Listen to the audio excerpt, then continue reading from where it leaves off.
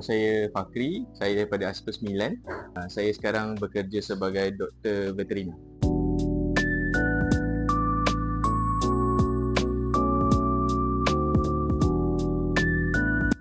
Saya SPM 2012. SPM 2012. Saya masuk Asper 2013.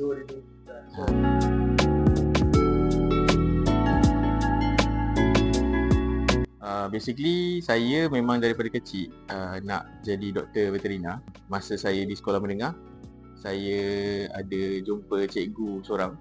Cikgu tu dia daripada UPM lah. Jadi dia yang introduce saya dengan asasi pertanian UPM ni. Dia kata bila saya masuk tu saya kira dah almost selangkah pergi ke degree perubatan veterina tu lah.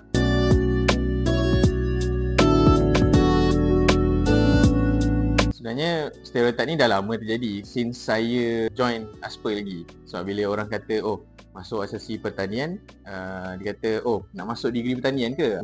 Sebenarnya tidak lah.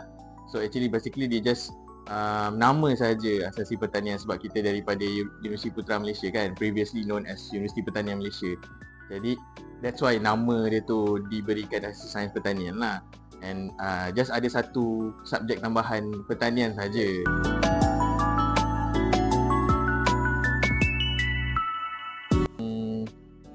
Jangan takut nak masuk asasi sains pertanian. Bukan masuk sini terus keluar-keluar dengan degree cangkul ataupun degree pertanian. Banyak lagi option yang ada dekat UPM ni. Ada doktor perubatan, ada doktor perubatan veterina, ada engineering dan banyak lagi lah. Jangan dengar stigma-stigma buruk ataupun negatif tersebut. Kalau ada degree yang berminat di UPM ni, boleh cuba apply untuk asasi sains pertanian.